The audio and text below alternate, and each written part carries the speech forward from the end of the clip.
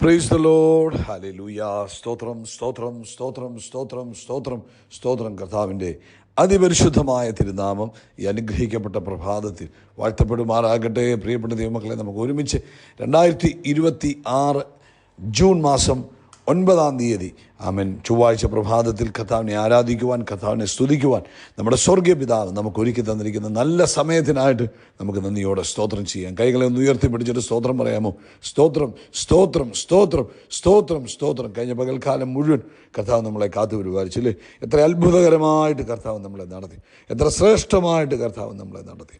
ആമേൻ. കഴിഞ്ഞ പകൽക്കാലത്തെ ഓർത്തിട്ട് കർത്താവിനൊന്ന് സ്തോത്രം പറഞ്ഞ അപ്പാ നന്ദിയോടെ സ്തോത്രം അപ്പാ, അപ്പാ നന്ദിയോടെ സ്തോത്രം അപ്പാ, അപ്പാ നന്ദിയോടെ സ്തോത്രം അപ്പാ, അപ്പാ നന്ദിയോടെ സ്തോത്രം സ്തോത്രം സ്തോത്രം. പോയ രാത്രികാലവും കർത്താവ് നമ്മളെ അനുഗ്രഹിച്ച് നടത്തിയാണ്. കരങ്ങൾ ഉയർത്തി കർത്താവിനൊന്ന് നന്ദി പറഞ്ഞ് നന്ദിയോടെ സ്തോത്രം സ്തോത്രം സ്തോത്രം സ്തോത്രം സ്തോത്രം അപ്പാ, അപ്പാ നന്ദിയോടെ സ്തോത്രം. ഇന്നലത്തെ മീറ്റിങ്ങും അനുഗ്രഹപൂർണ്ണമാക്കി തീർത്തല്ലോ. കർത്താവിന് സ്തോത്രം സ്തോത്രം സ്തോത്രം സ്തോത്രം സ്തോത്രം.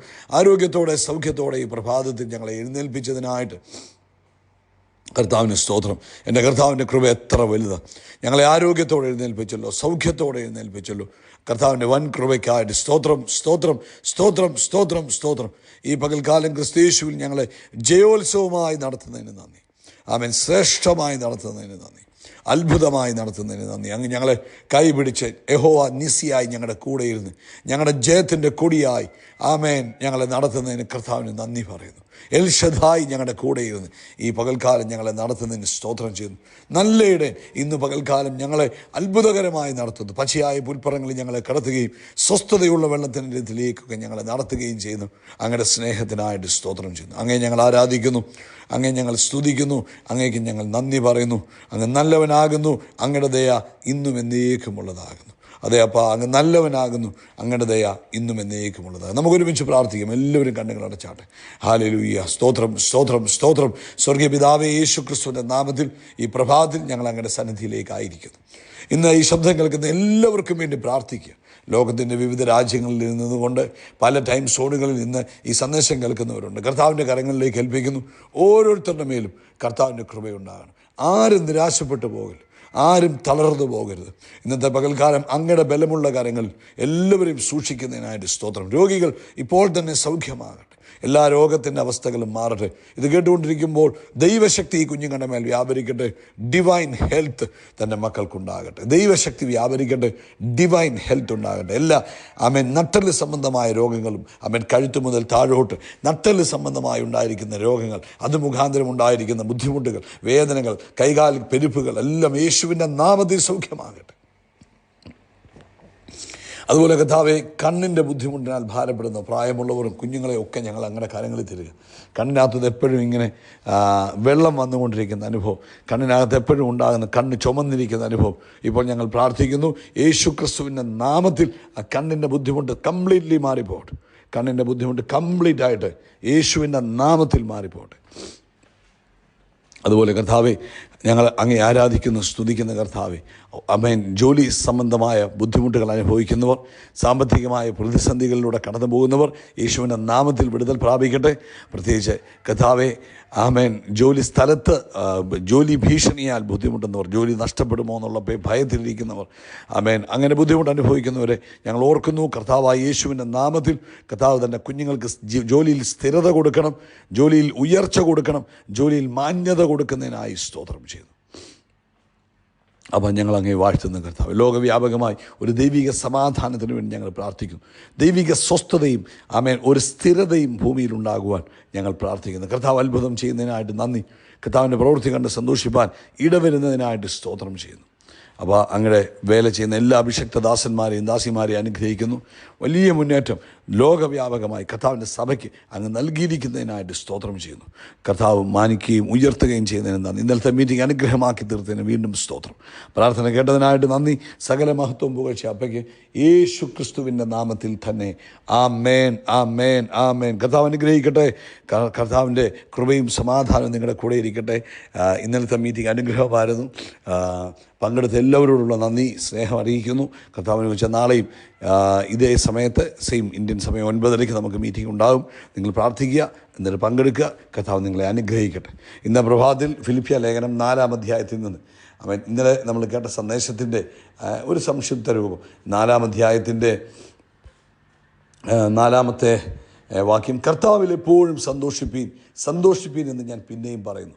കർത്താവിൽ എപ്പോഴും സന്തോഷിപ്പീൻ എന്ന് ഞാൻ പിന്നെയും പറയുന്നു. കാരാഗൃഹത്തിൽ കടന്നുകൊണ്ട് അപ്പോസ്തലനായ പൗലോസ് എഴുതുന്ന ലേഖനമാണ് ഈ ലേഖനങ്ങളൊക്കെ. അപ്പോൾ ആ കാരാഗൃഹത്തിൻ്റെ അകത്തിരുന്നു കൊണ്ട് അദ്ദേഹം ദൈവസഭയോട് പറയുകയാണ്, കർത്താവിൽ എപ്പോഴും സന്തോഷിപ്പീൻ. പിന്നെയും പറയുക, സന്തോഷിപ്പീൻ. ശ്രദ്ധിച്ചു കേട്ടെ, ഈ കർത്താവിലാണ് സന്തോഷിക്കാൻ പറഞ്ഞത്, സാഹചര്യത്തിലല്ല. നമ്മുടെ അവസ്ഥകളിൽ സന്തോഷിക്കാനല്ല പറഞ്ഞത്. അവസ്ഥകളിൽ സന്തോഷിക്കുമ്പോൾ അത് തെറ്റാണ്. നമുക്കൊരിക്കലും നമ്മുടെ ചില സാഹചര്യങ്ങളിൽ നമുക്കത് സന്തോഷമായിട്ട് തോന്നത്തില്ല. കാരണം അത് സന്തോഷം തരുന്ന സാഹചര്യം ആയിരിക്കത്തില്ല. പക്ഷെ തിരുവെഴുത്ത് പറയുക, സാഹചര്യത്തിലല്ല സന്തോഷിക്കേണ്ടത്, കർത്താവിൽ എപ്പോഴും സന്തോഷിക്കണം. എന്നാ കാരണം? കർത്താവ് എൻ്റെ കൂടെയുണ്ട്, അതാണ് എൻ്റെ സന്തോഷം. കർത്താവാണ് എൻ്റെ ബലം, അതാണ് എൻ്റെ സന്തോഷം. കർത്താവാണ് എന്നെ വിടുവിക്കുന്നത്, അതാണ് എൻ്റെ സന്തോഷം. ഞാൻ ഏതവസ്ഥയിലായാലും എൻ്റെ കർത്താവിന് എന്നെ വിടുവിക്കാൻ കഴിയും, അതാണ് എൻ്റെ സന്തോഷം. അപ്പോൾ അങ്ങനെ സന്തോഷിക്കുമ്പോഴാണ് ദൈവിക അത്ഭുതങ്ങളെ നമുക്ക് കാണാൻ കഴിയുന്നത്.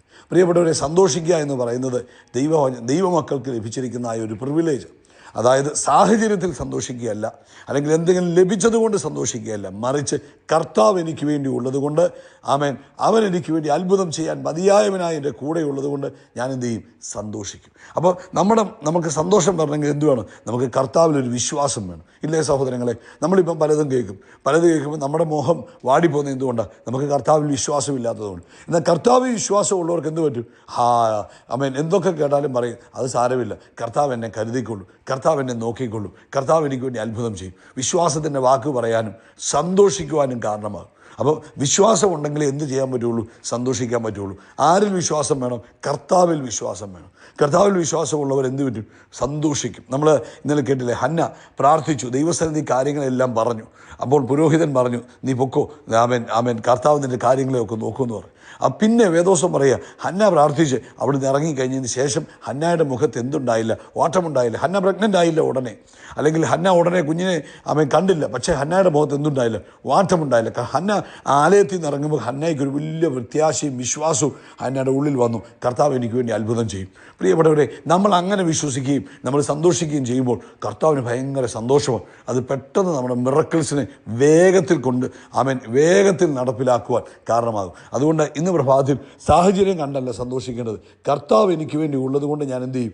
സന്തോഷിക്കും. കർത്താവ് എൻ്റെ കൂടെ ഉള്ളത് കൊണ്ട് ഞാൻ എന്ത് ചെയ്യും? സന്തോഷിക്കും. സന്തോഷിക്കുന്നത് ആരോഗ്യത്തിന് നല്ലതാണ്. നമ്മൾ ഈ അനാവശ്യമായി ചിന്തിച്ച് ആകുലപ്പെട്ട് ഭാരപ്പെട്ടിരിക്കുമ്പോൾ നമ്മുടെ ശരീരത്തിൽ പല ഹോർമോണുകൾക്കും വേരിയേഷൻസ് വരും.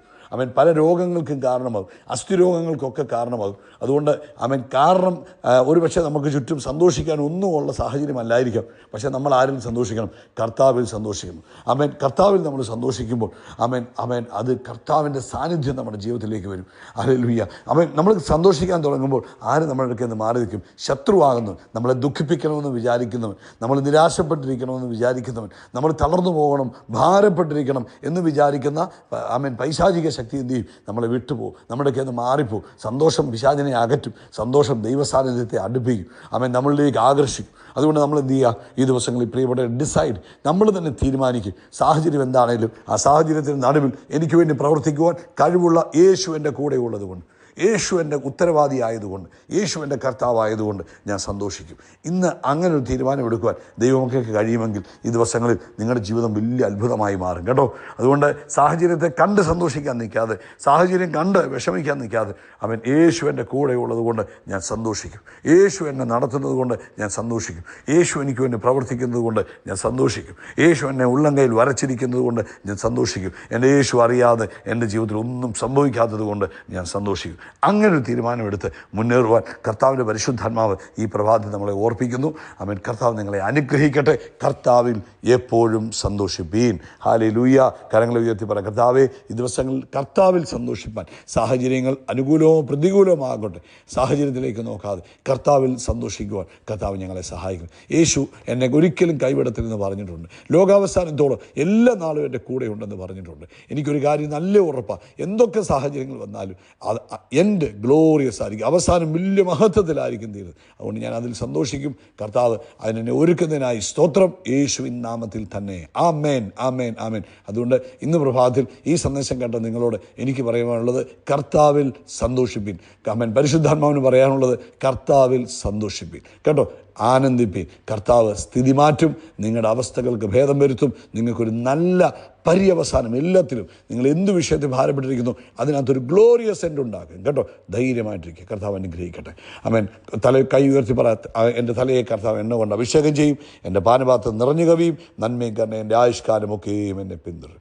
ആമേൻ. നമ്മൾ ആകാശത്തിലെ നക്ഷത്രങ്ങൾ പോലെ, കടൽക്കരയിലെ മണൽത്തരി പോലെ അത്യന്തം വർദ്ധിച്ച് പെരുകും. We are blessed, we are really blessed, we are permanently blessed and highly favoured. God bless you, God bless you, God bless U.